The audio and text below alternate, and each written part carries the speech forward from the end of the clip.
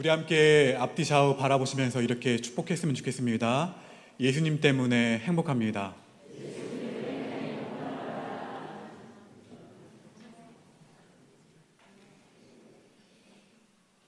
우리는 많은 감정을 안고 살아가고 있습니다. 그 중에서도 정말 극복하기 힘든 감정이 있다면 죄책감을 들 수가 있습니다. 이 죄책감이 내 마음 한가운데 들어오게 되면 견디기가 참 힘든 감정이 죄책감이에요. 이렇게 죄책감을 가지고 살아가면 인생 자체가 무겁게 여겨집니다.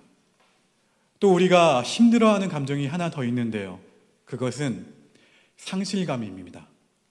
인생 가운데에서 정말 소중한 것을 잃어버렸다, 이별했다, 이거에 대한 갈증이 남습니다. 예상을 했든지, 아니면 얼마만큼 소중했든지, 아니면 그것이 잃어버린 것이 일시적인 것인지, 아니면 그 잃어버린 상실감이 영원한 것인지, 그거에 따라서 상실감의 그 정도가 달라요. 하지만 그 정도에 상관없이 극복하기 힘든 감정이 상실감입니다. 어떠한 그 이별이 아니면 상실에 대한 이유가 지나간 다음의 이후에도 그 감정 때문에 괴롭고 힘이 드는 것이 상실감이에요. 그래서 상실감은 무엇을 동반하냐면 아픔을 동반합니다. 그리고 좌절과 절망을 동반합니다. 그리고 또 하나 극복하기 힘든 감정이 하나 더 있다면 배신감이에요. 우리는 삶 가운데에서 나를 배신하고 내 등에 비수를 꽂은 사람을 잊을 수가 없습니다.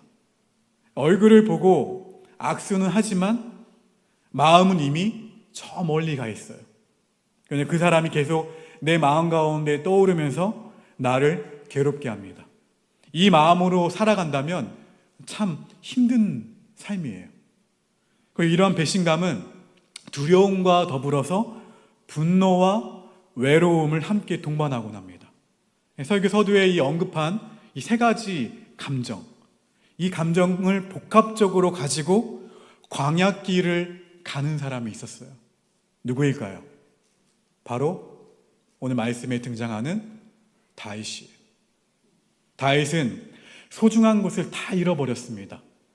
사랑하는 친구, 자신을 위로하고 붙들어 주었던 요나단과의 관계를 잃어버렸어요. 아내였던 미갈과의 관계도 잃었습니다.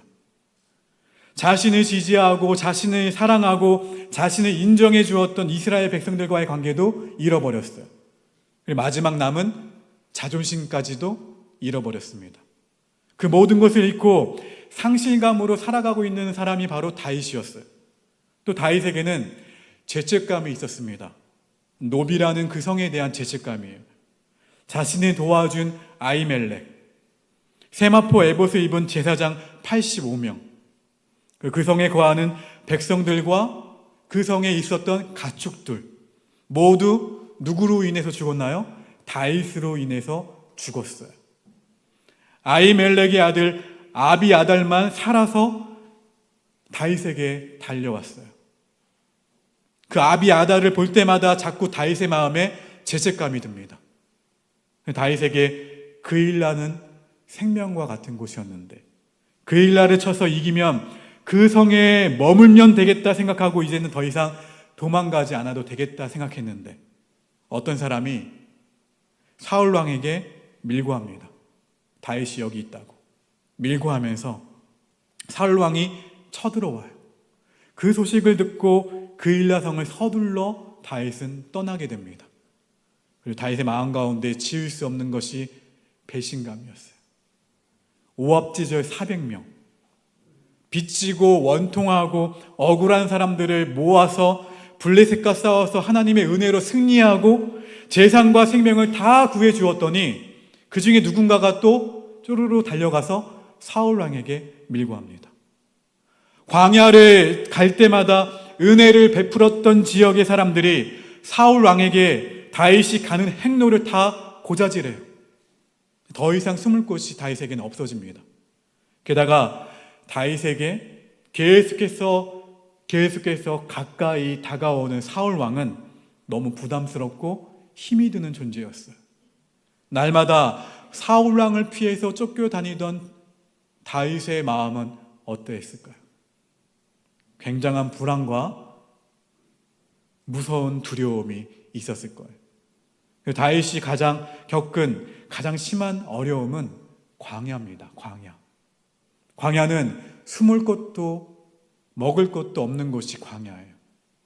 생존의 가장 기본적인 것이 없는 곳이 광야입니다. 다윗에게 이 모든 것들이 한꺼번에 밀려왔어요. 여러분의 삶은 어떻습니까? 마음속에 죄책감이 있으십니까? 어쩌면 상실의 아픔을 안고 살아가거나 배신을 당하여 무거운 짐을 안고 살아가고 있을 수도 있어요. 인생이 두려워요.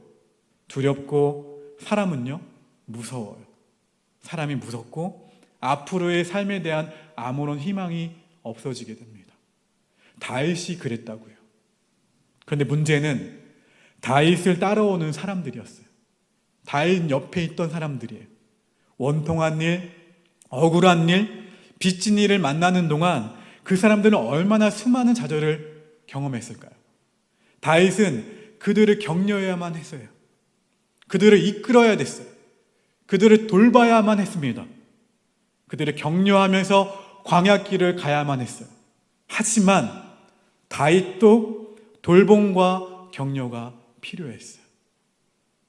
차라리 혼자 광야에 나갔다면 모르겠는데 편했을 텐데 그나마 그 많은 사람들을 격려하면서 데리고 다녀야 하는 그 다윗의 무거운 짐은 누가 대신 질 수 없는 짐이었어요.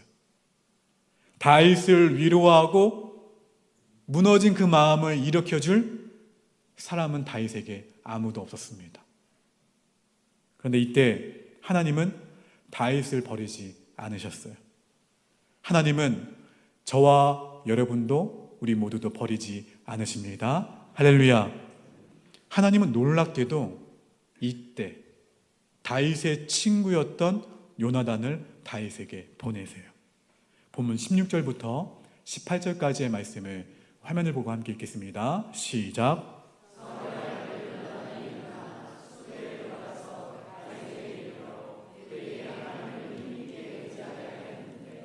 곧 요나단이 그에게 이르기를 두려워하지 말라. 내 아버지 사울의 손이 내게 미치지 못할 것이요 너는 이스라엘 왕이 되고 나는 내 다음이 될 것을 내 아버지 사울도 안다 하니라. 두 사람이 여호와 앞에서 언약하고 다윗은 수풀에 머물고 요나단은 자기 집으로 돌아가니라. 아멘. 요나단의 이러한 등장은 하나님의 방법이었어요. 요나단을 통해서 하나님의 음성을 들려주신 거예요. 또한 다윗을 통해서 들려주시는 이 하나님의 음성이 우리를 향한 하나님의 음성인 줄 믿습니다. 요나단을 통해서 주신 말씀이 무엇입니까? 첫 번째, 따라합시다. 두려워하지 말라. 할렐루야. 두려워하지 말라는 하나님의 위로였어요. 이 기간에 다윗이 지었던 시 안에는 두려움이 가득합니다. 그리고 불안한 마음이 가득해요. 그리고 연약한 마음이 고스란히 묻어나 있는 게 이때 지었던 다윗의 시예요. 이러한 다윗에게 요나단은 뭐라고 말합니까? 다윗, 지금 상황이 아무리 절망스러워 보인다 할지라도 너는 결코 나의 아버지 사울 왕에게 죽임을 당하지 않을 거야.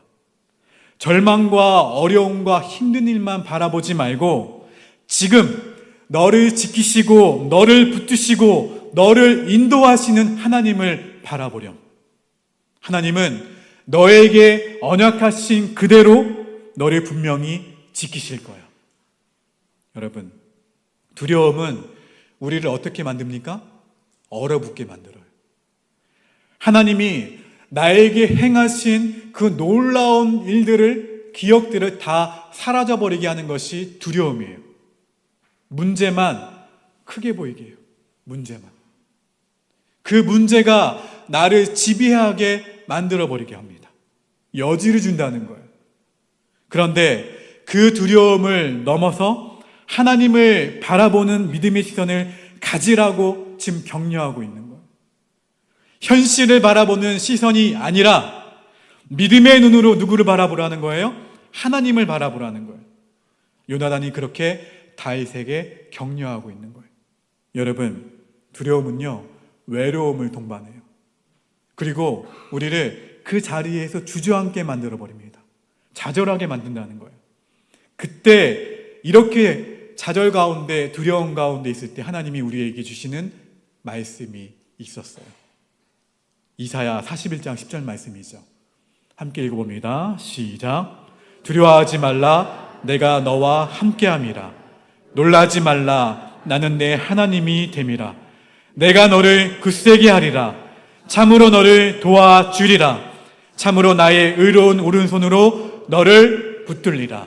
할렐루야.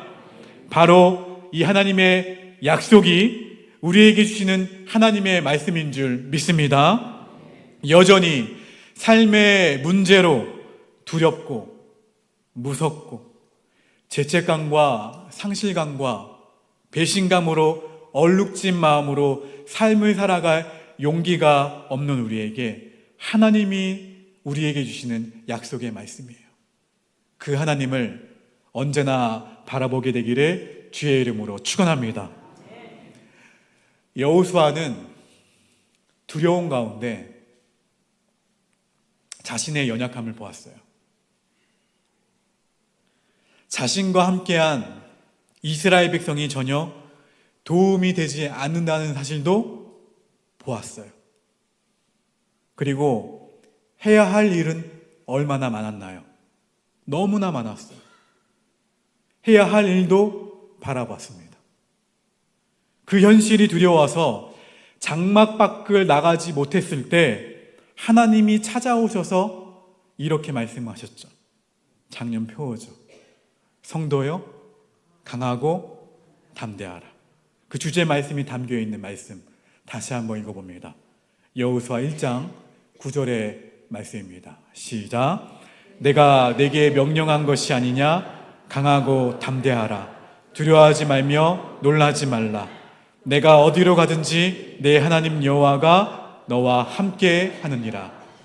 할렐루야. 이 말씀을 붙들게 되기를 주의 이름으로 축원합니다. 이어서 하나님이 요나단을 통해 주신 두 번째 말씀은 모든 사람이 다윗을 인정하고 있다는 말씀이에요. 이 말을 들은 다윗은 사람의 마음이 변덕스럽게 돌변하는 것을 경험했기 때문에 쉽게 믿지 못했을 것입니다. 네, 요나단이 이렇게 말하죠. 아니야. 사람들이 너를 고발하고 사울 왕이 너를 죽이려고 한 것은 사실이지만 진짜로 수많은 사람들이 내가 왕이 될 것을 알고 있어. 너를 인정하고 있다는 사실이야. 너를 죽이려고 하는 사울 왕까지 너를 인정하고 있어. 모든 사람이 그렇게 알고 있어. 여러분, 문제에만 나의 시선을 맞추다 보면 그것이 내 인생의 전부인 것처럼 보이게 됩니다. 여러분 가운데 99명이 괜찮다고 해도 여러분 주위에 한 사람이 나를 비난하고 비판하면 마음이 무너지는 것이 사람의 마음이에요. 그것이 인생이고 그것이 사람입니다. 다 좋다는데 한 사람이 싫다고 하면 싫다는 그 사람이 내 감정의 기준이 되어버려요.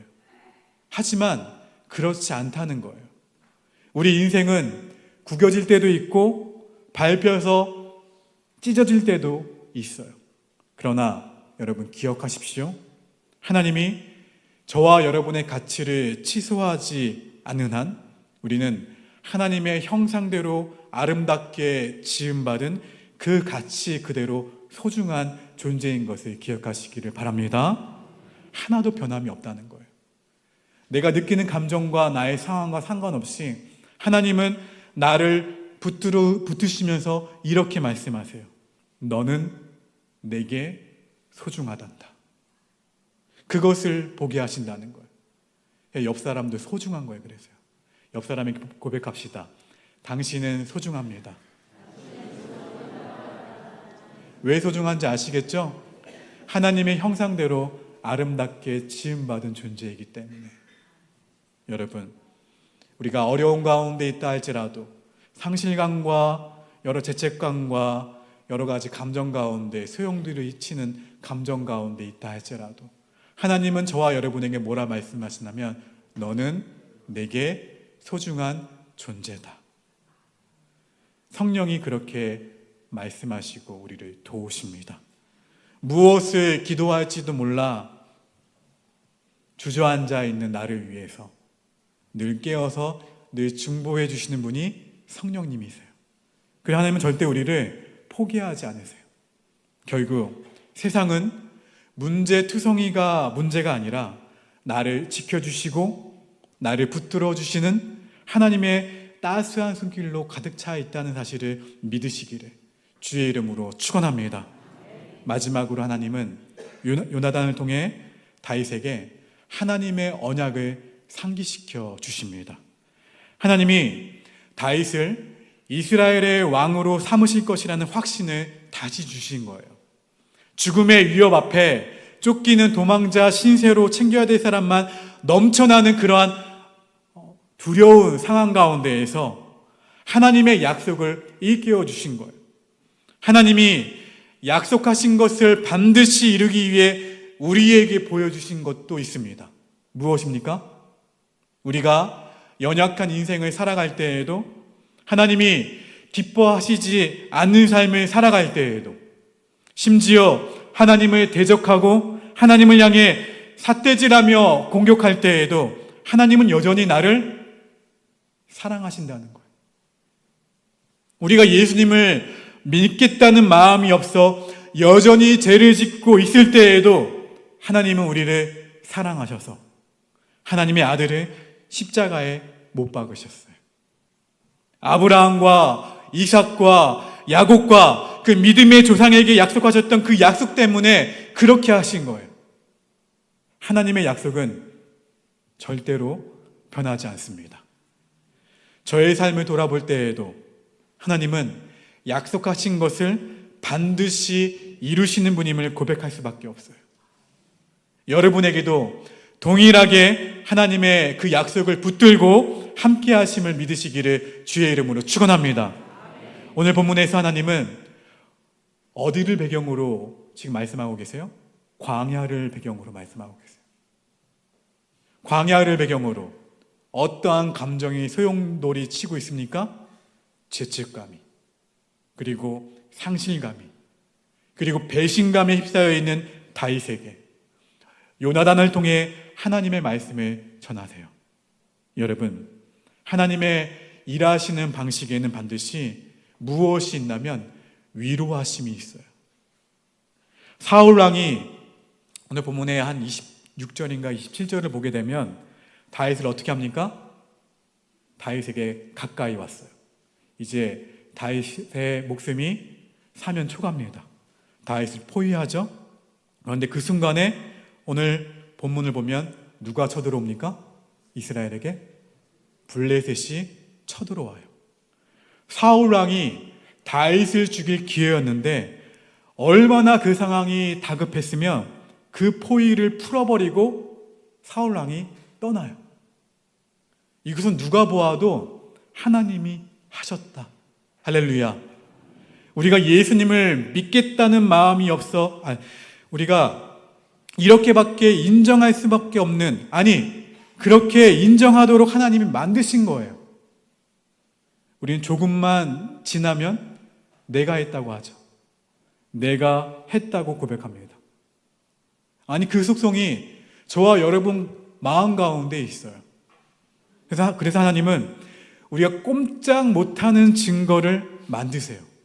다윗에게도 그렇게 하셨어요. 그리고 다윗은 바로 그 일을 통해서 누가 하셨다고요? 하나님이 하셨다. 하나님의 그 훈련을 계속 받을 수 있는 큰 힘을 얻게 된 거예요. 여러분, 반주 한번 부탁드릴게요.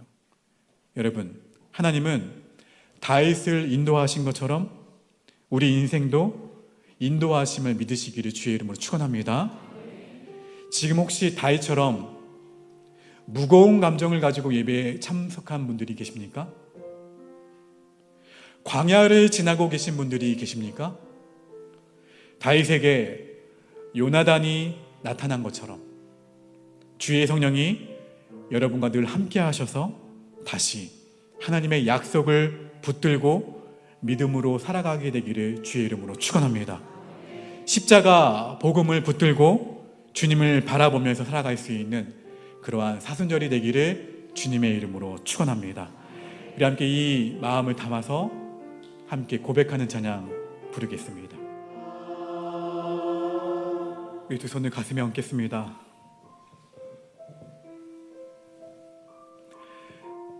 다윗이 얼마나 힘들었는지 우리는 다 할 수 없지만 그 아픈 감정들이 다윗을 짓누르고 있을 때 하나님이 하나님의 사람을 보내셔서 다윗을 위로하셨던 그 말씀을 오늘 보게 하셨습니다.